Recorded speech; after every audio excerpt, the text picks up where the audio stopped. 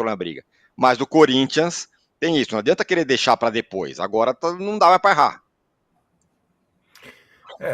Nessa situação, o Danilo falou, Palmeiras ainda tem o confronto direto e tal. Né? O Corinthians tem 5 confrontos diretos, cada um do seu jeito. Né? O Corinthians tem 5 confrontos diretos contra a turma de baixo.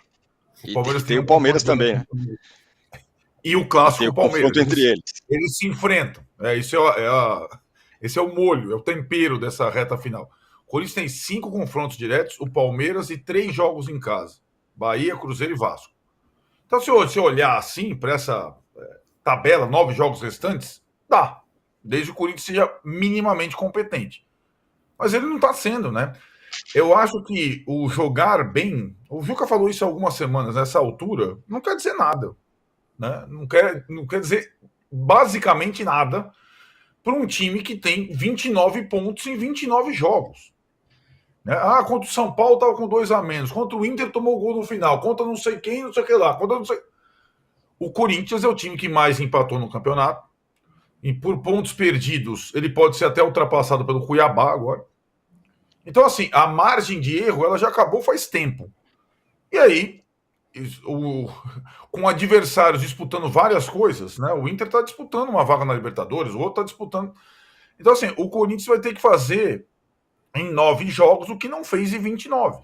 Né? Jogando bem ou não.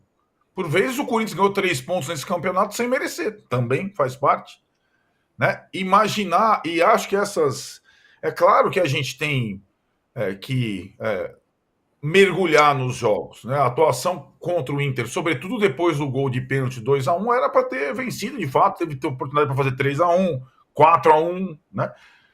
Não fez. E aí, agora, a próxima já é um desses confrontos diretos contra o Atlético Paranaense. O Atlético Paranaense foi a única boa notícia para o Corinthians do campeonato. Porque ele entrou na briga contra o rebaixamento e agora vai visitar o Corinthians em Itaquera, na próxima rodada. Arnaldo, tem menos 2 jogos do que o Corinthians. Isso. Menos exatamente. 2 jogos. Perigoso pro Corinthians. Isso, porque assim, o Trajano tocou num ponto importante, porque para o Corinthians sair, alguém tem que entrar lá embaixo. E a cada rodada vai ficando mais difícil você imaginar quem vai entrar. Né? O Fluminense ganhou do jogo do Cruzeiro, que era um dos alvos do Corinthians. E também tem esse jogo a menos. O Atlético tem 2 jogos a menos, como disse o Trajano.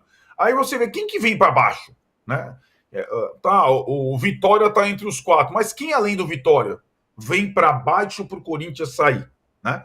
Então não é fácil imaginar, porque alguns times que vieram da segunda divisão fazem ótimo campeonato, como o Criciúma e o Juventude.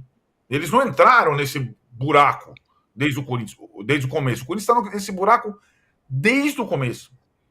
E aí, curiosamente, a única boa notícia da rodada veio de Curitiba, quando, aí, curiosamente, o adversário do Palmeiras na briga venceu fora de casa mais uma, né? O Botafogo. E aí, eu acho que essa parada para o Botafogo, ela pode ser... para o Palmeiras, eu acho que ela já vem acontecendo. O Palmeiras vai fazer 3 jogos em outubro, é uma coisa maluca, não vai jogar quase nada, né? E eu acho que o Palmeiras precisaria de mais jogos. A parada eu não acho boa para o Palmeiras. Para o Botafogo, seria se o Botafogo tivesse tempo de treinar e descansar. O Botafogo tem 8 jogadores convocados para a data FIFA. É tipo um Real Madrid do Brasil hoje. 8. Então, até o Bastos foi convocado para a seleção de Angola. Né? E aí é aquilo. Hoje é o time visado. Tal. Então, nesse período, sem jogos, o torcedor do Botafogo vai rezar para não acontecer nada com o jogador dele na data FIFA, né? Então vai ter que assistir jogo de tudo quanto é time. O Dorival a cada convocação ele elege um time. Dessa vez foi o Botafogo. Então essa parada para o campeonato, ela, sobretudo na parte de cima, ela pode ter uma implicação grande, sim, se o Botafogo tiver prejuízos nessa data FIFA, né? E o Palmeiras, ele tem essa margem mínima do confronto direto, Mas eu entendia que nesta rodada especificamente, até pela questão do campo, de onde vai jogar, Bragança tinha muito mais torcedor do Palmeiras que do Bragantino, ali do lado, tal, não sei o que lá, e o Botafogo ter que ir a Curitiba, o Atlético jamais esteve nessa situação tão difícil, tal. Eu achava que o Palmeiras tinha mais chances de abrir do que ver a distância diminuir. E acabou acontecendo o contrário, né?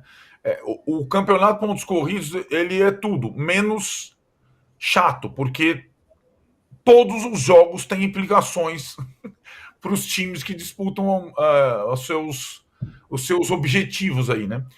E até ter o encontro entre eles, Corinthians e Palmeiras, a gente vai ter que analisar bastante coisa aí. Mas eu entendo como você falou lá na abertura, Tironi. As notícias, muitas vezes, envolvendo o Corinthians, elas são, fora Juca Kfouri e preciosas exceções, elas são mais positivas do que deveriam, de fato. A gente viu.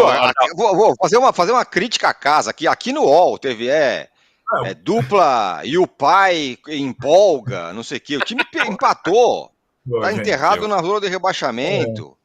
Não é? Eu tô crítico demais? Eu acho que o Corinthians completou um turno agora, né? Na zona de rebaixamento, se eu não me engano. Foi 19 rodadas, né? Na zona de rebaixamento.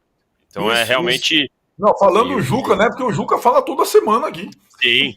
É o é o anti-corintiano, não é isso que falam? E sofre, Juca. Não, mas é muito isso mesmo. Quer dizer, a gente saiu, né, de ver elogios à maneira como o Corinthians, com 9 jogadores, perdeu para o São Paulo.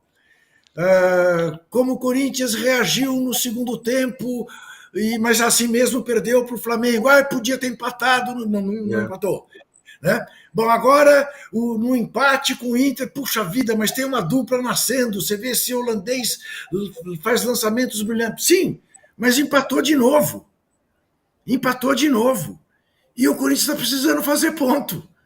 Na atual situação era melhor jogar mal e ganhar, jogar mal e qualquer coisa, né? Mas aí cada um com a sua característica. Olha só, enquanto o Corinthians tem essa coisa, jogou bem e não conseguiu, o Flamengo vence fazendo só um gol e perdendo milhares de gols, o que prejudica ele para frente. Né? E tem uma outra coisa para colocar também. Eu acho que o Danilo deve ter números precisos. O Palmeiras nunca lucra com paralisação. Já vi várias vezes o Danilo falar isso. Tem um tempo para treinar, 2 semanas, mas quando volta, agora vai. Não volta bem, eu não sei por quê. Não é? Agora, na última vez que parou em setembro, o Palmeiras até venceu, até me assustou o fato de o Palmeiras ter ido bem, mas agora essa pausa de novo, o Palmeiras foi mal contra o Bragantino e tem agora, como disse o Arnaldo, 3 jogos no mês é muito pouco, né? Tem que fazer 2 registros, hein, Ancora? Primeiro dizer que o nosso Mauro está de férias, né? Isso, mas volta sexta-feira, hein? Tá, mas não está aqui Segundo registro, dá parabéns à seleção de futsal. Exatamente. Que ganhou o hexacampeonato, né, num jogo dramático com a Argentina, em que o goleiro